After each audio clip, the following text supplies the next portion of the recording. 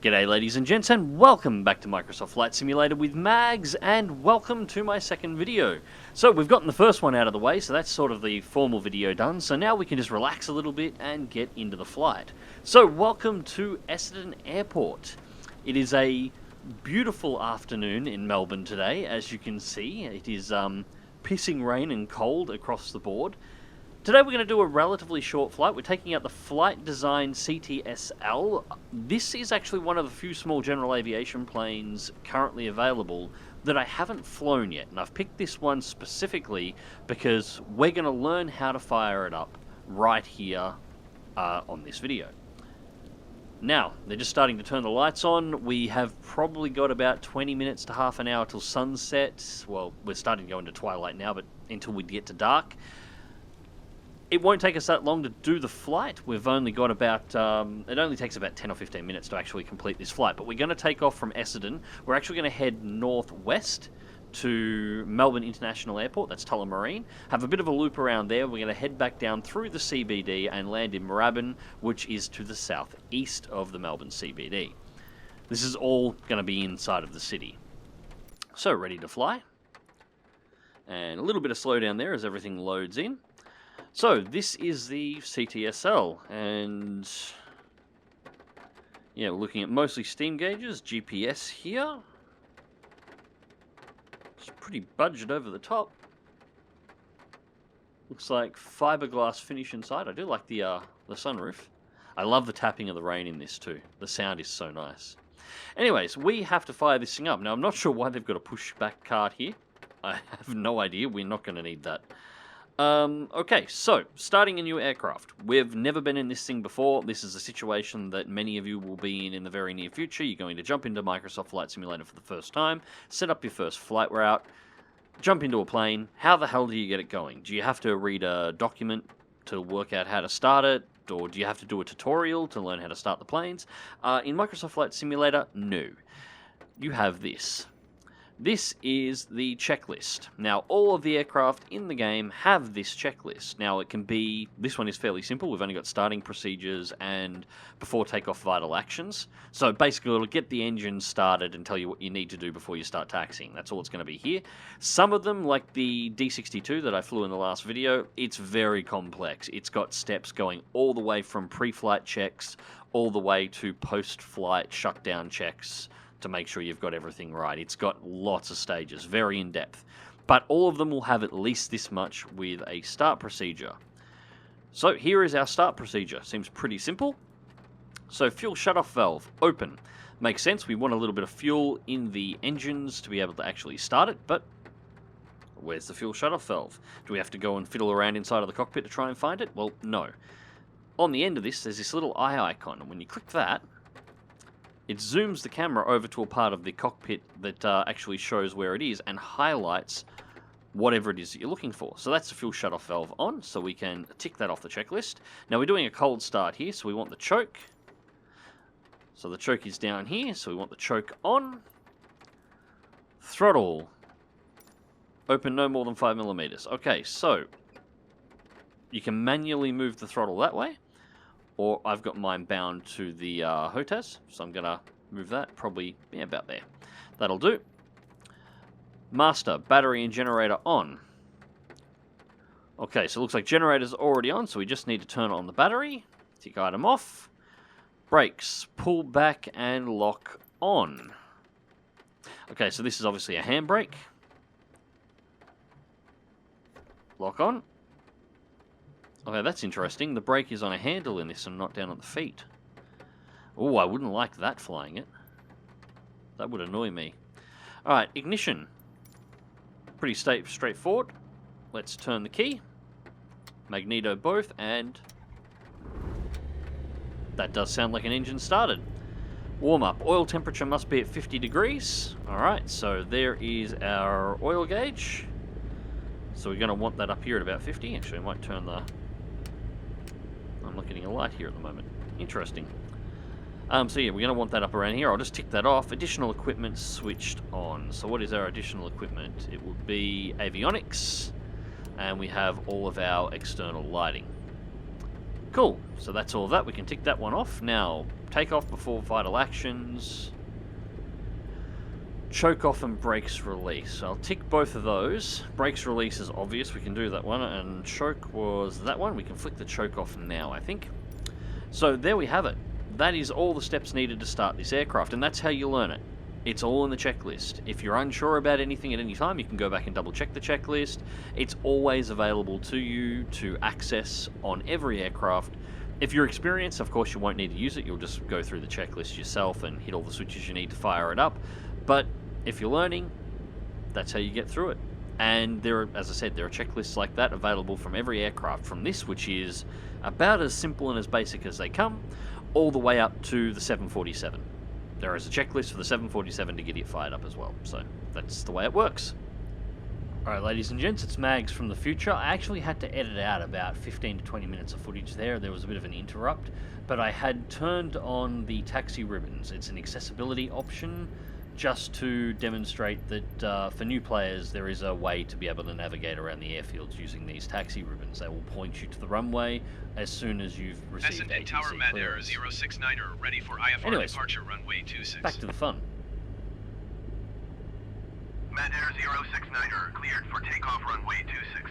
Cool. Acknowledge takeoff clearance. Cleared for takeoff runway 26 Mat Air 069er. Alright.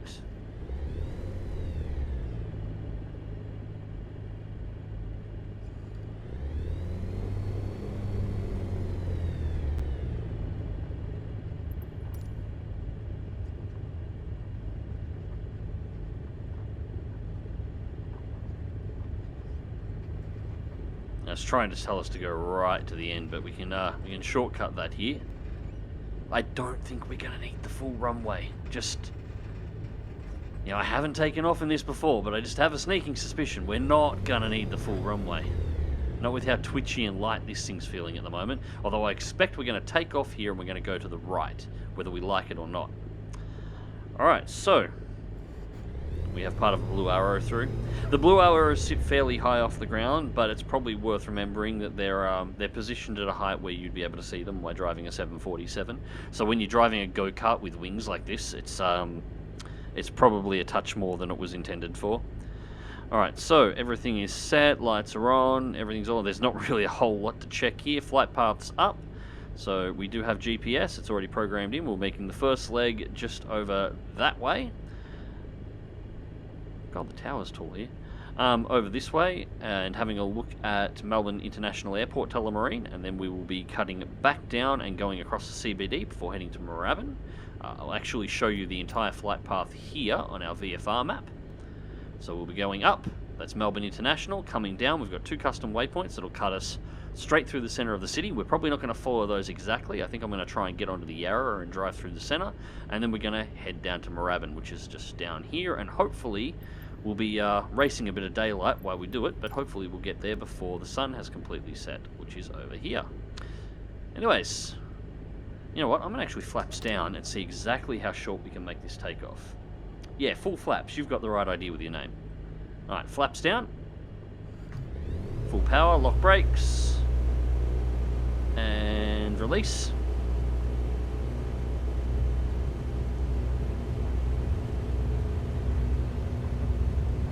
We're already lifting.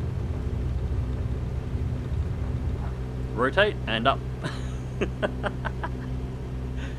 Oh, we could have taken off in the length of the parking area without actually entering the taxiway. Alright, flaps up.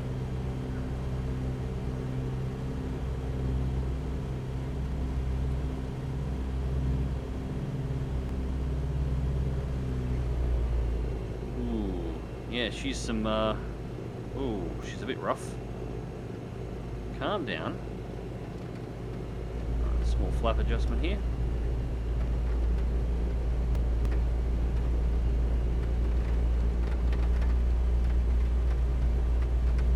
I love how you can hear the rain even still while you're flying. Just rattling against the plane. They got that right. 2,000 feet. I'm not entirely sure who that is or what they're up to. But anyways, I'm going to make a right-hand turn here.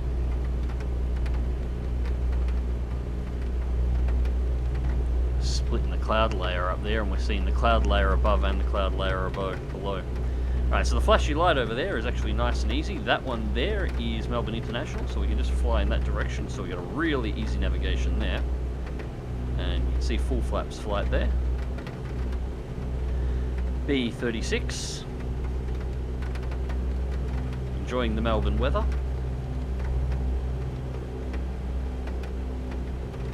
The flaps are up here. Getting an awful lot of lift here. Nose down a little. Alright, so the original plan was to have a little bit of a look at Melbourne here, because I had quite a few requests for that, but in this weather we're not going to see a whole lot, but I couldn't give up the opportunity of getting a decent storm in, although this is a little bit lower visibility than I was originally intending for, so hopefully we can even see Tullamarine to begin with.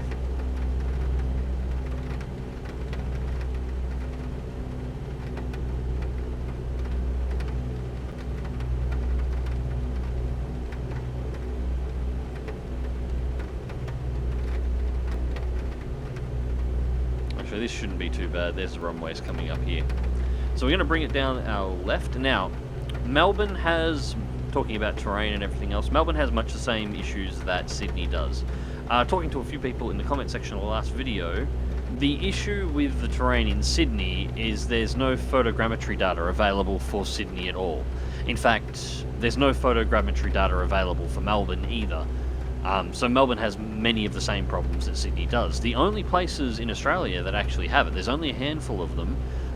Canberra has photogrammetry data. That's one of the capital cities that has it. Darwin has it. And then there's a couple of minor cities. Wollongong has it, I think Newcastle has it, and there's a couple of others that have it as well.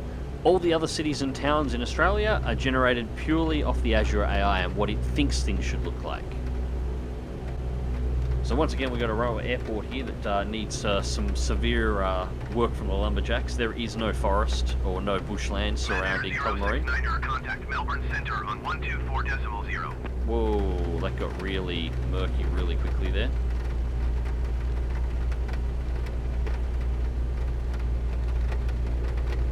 Okay, so this is Tullamarine right now. We are over the southern terminals, I think. Hang on, I have to...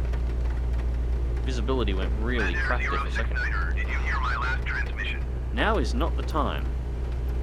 Yes, I acknowledge handoff. Be quiet. 124.0 Mat Air 069er.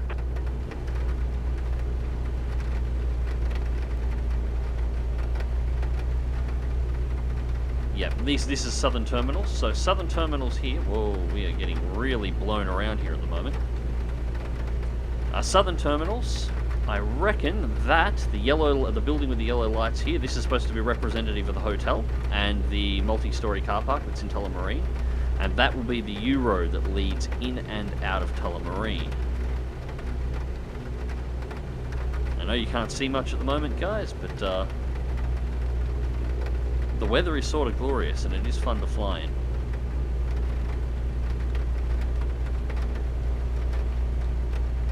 Yeah, so once again, all the buildings are in the right places. I have seen Tullamarine from daylight, but I actually haven't flown over the top of it. I've mainly flown out of Tullamarine in the Citation, going other places. So I know that there are trees where trees shouldn't be. The area around Tullamarine is too cluttered. The terminals all seem to be in the right places, but they are just AI-generated terminals, and buildings. No exact markings. Yeah, okay, so we are going to try and find a place that's got higher visibility than this. This is looking more promising here, actually. Yeah, there's a big dark cloud right over Tullamarine. We're coming out of it now.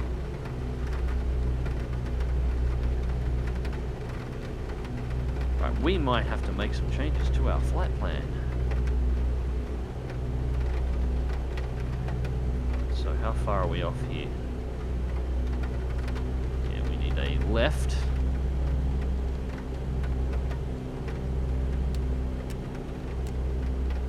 Yeah, there's no lights in this. That was a little bit too far of a scroll here. A few people asked in the last video as well, how am I looking around? I'm using TrackIR 5, of course, to actually look around the inside of the cockpit. And while most of my small movements are simply based off moving around with TrackIR 5, the majority of my large movements, like the zoom in and out, are actually just running off the mouse wheel. And I'm using the mouse to manipulate everything in the cockpit, of course, as well. So, basically the same controls you would find in DCS, or really any other flight sim when you're doing internal stuff. God, Melbourne's getting hammered.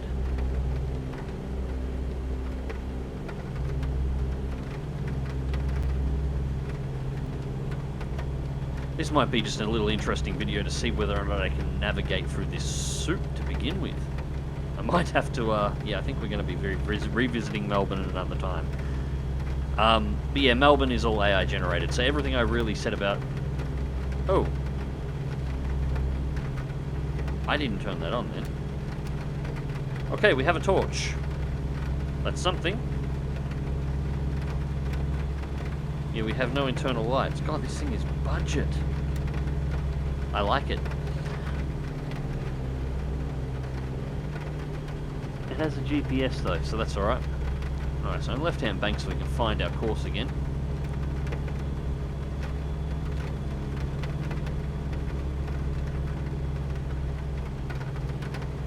That will be the lights for Essendon, just there.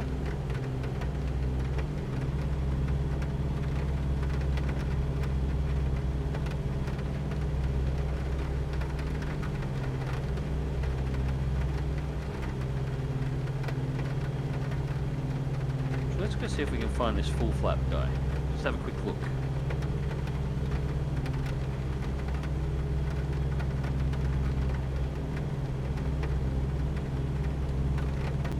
Although I can't see his lights anymore, so chances are...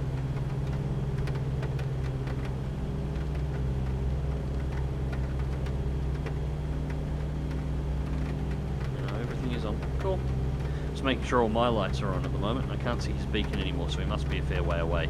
Those markers will actually show up for miles and miles and miles.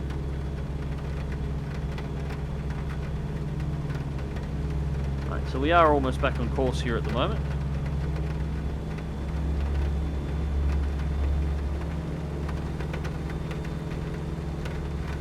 And we should see the lights of the CBD popping up soon, although looks like we are clearing up a little bit here. Hey, bit of a break in the weather. Nice, we might actually get to see Melbourne. Maybe, if you're lucky.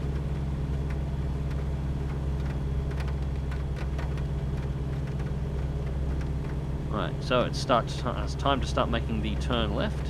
Actually, I have a sneaking suspicion full flaps over there is actually in the CBD. Would you look at this? Now let's go to external view here for a second.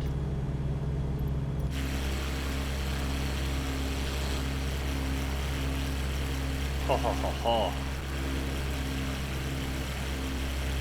Alright, so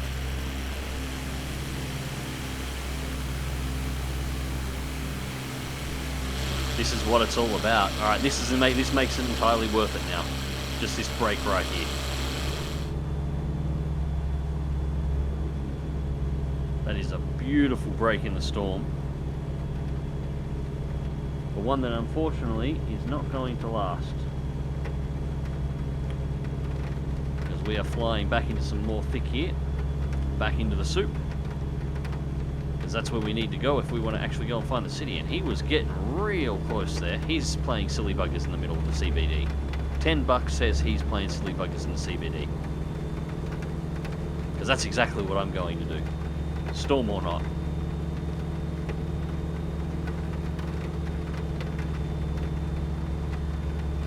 So other questions that popped up. Had a few people asking about the flight models. The flight models for the aircraft are fine.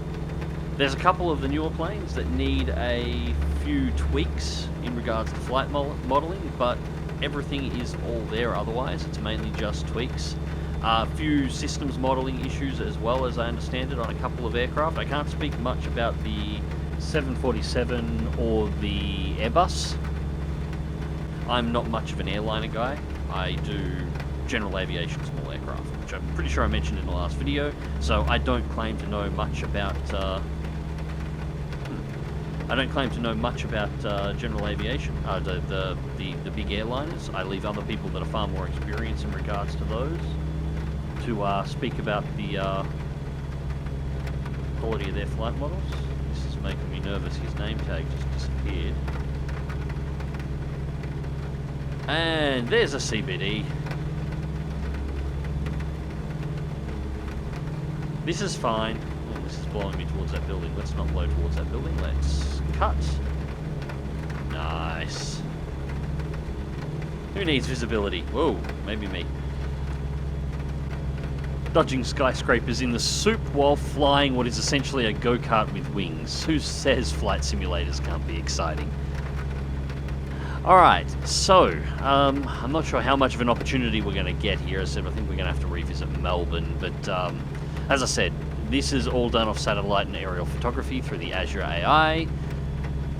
The basic runaround is the CBD is where it should be, the buildings are the wrong sizes, and the skyline isn't correct, to be expected. There is a bit of a bridge issue in Melbourne as well. The Westgate Bridge doesn't exist at all.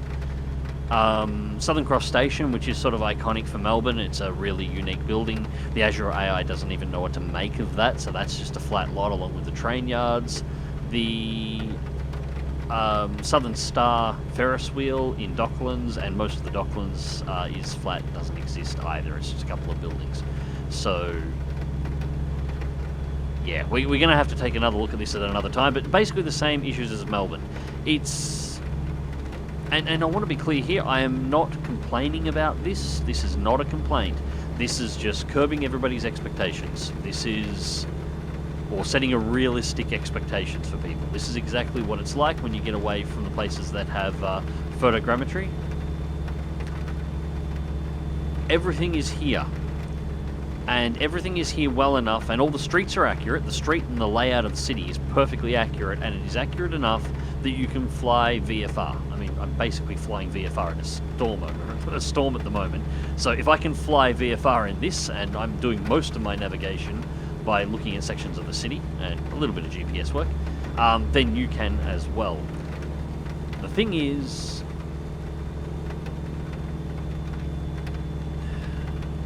gotta go find Moorabbin. Yeah, it's not going to be perfect and beautiful in every single spot, but it's still good enough for you to fly. As I said in the last video, it ranges between spectacularly beautiful and completely acceptable. You know, just adequate for what you need. You can VFR anywhere. That's really the baseline. There's no place that's bad enough that you can't do that. So,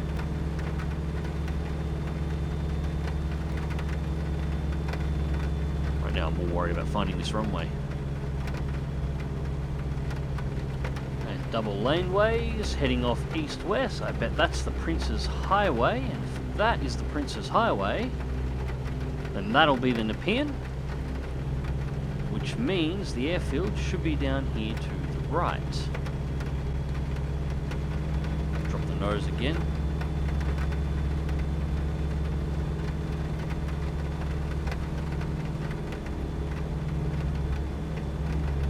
And it looks like we're clearing again. Looks like we're going to have another nice spot to go through. Beautiful. Hey, visibility, isn't that nice? Judging by the colour of the sky up there, we're deep into twilight at the moment, so it's about to get very black to go with the cold, go with the visibility. So we probably want to give this a little bit more of an oomph and make it along our way.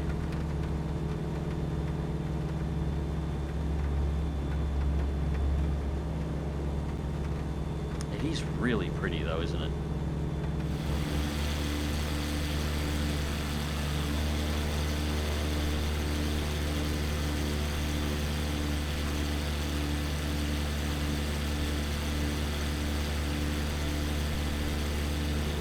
Alright, so while we get a little bit of clear and I'm not having to try and, you know, see through everything, let's well, look here, we're actually off course, so we can make a bit of a turn. We are getting pretty close though. should be able to see the airport from here if it wasn't for things. So let's have a look at Moorabbin. Looks like somebody's down there taxiing around at the moment. Multiple runways. That'll be him there. That's VHVSO. So that'll be our this guy down here. YMMB. Let's get them on the radio. Get them on the radio and find out where they want us to land, so we can have a look. Tune Melbourne approach. Contact Melbourne approach. Melbourne approach Mad Air 069er is at 1,400 feet, climbing 6,000 feet. Mad Air 069er Melbourne approach continue as planned. Altimeter 29.92. Okay, nearest airport list. Moorabbin. Beautiful. Alright, so contact Moorabbin Tower. And I want to request a full stop landing. We're close enough now. Moorabbin Tower Mad Air 069er. Moorabbin, not Moorabbin. With Charlie to land. Mad Air 069er Moorabbin Tower. Enter left traffic runway 31 right. Altimeter 29.92. Wind 258 at 17. Alright, so 31 right. Make left traffic runway 31 right. Mad Air 069er. Which one is this? Approaching from the south. Generic Victor Sierra Oscar, contact Melbourne Center on 135.7. I think that one there. I reckon. Yeah, I reckon that's 3-1 right, I think. 135.7 generic Victor Sierra Oscar. That'll be those two there, right hand side.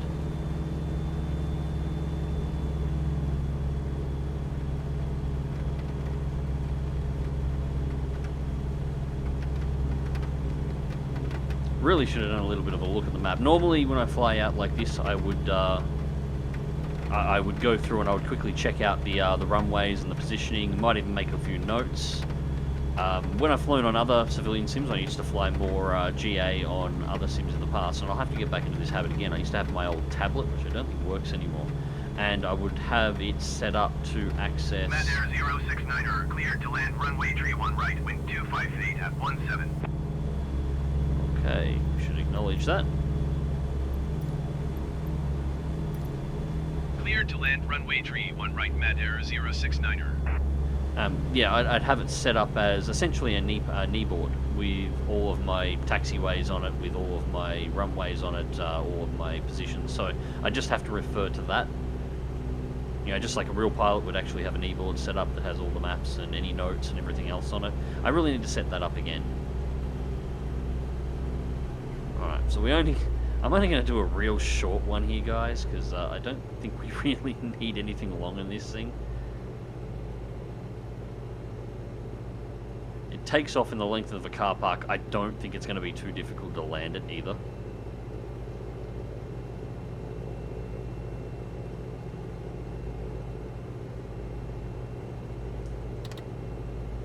Right, flaps down. Whoa, that nosed it up. God, maybe I don't want to need to put any flaps on it at all.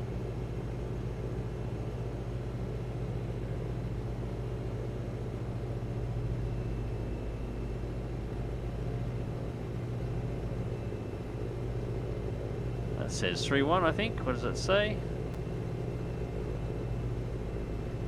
Oh, 3-5 right. Whoa, yeah, we're getting blown around a little bit here.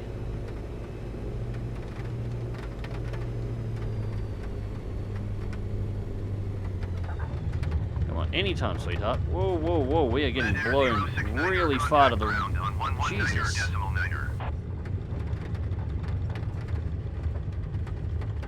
Wow, that's almost...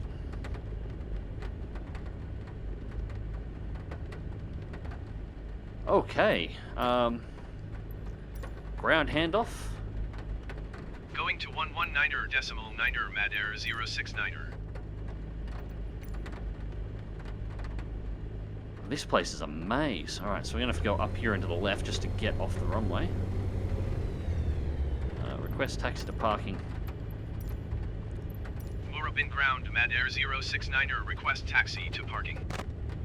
Just going to pull it in here so we're clear of the runway. So... Mad Air 069er, taxi to general aviation parking via taxiway cross runway 17 left Alpha, cross runway 17 right Charlie. Okay, so we're going the right way. Cool.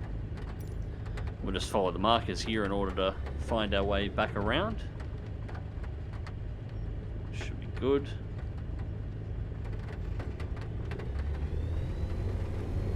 Right, see how easy this is? Any new player can do it. You've got all these assistants, it's perfectly fine. Yes, tower, Jesus. You whine. Alright, there we go.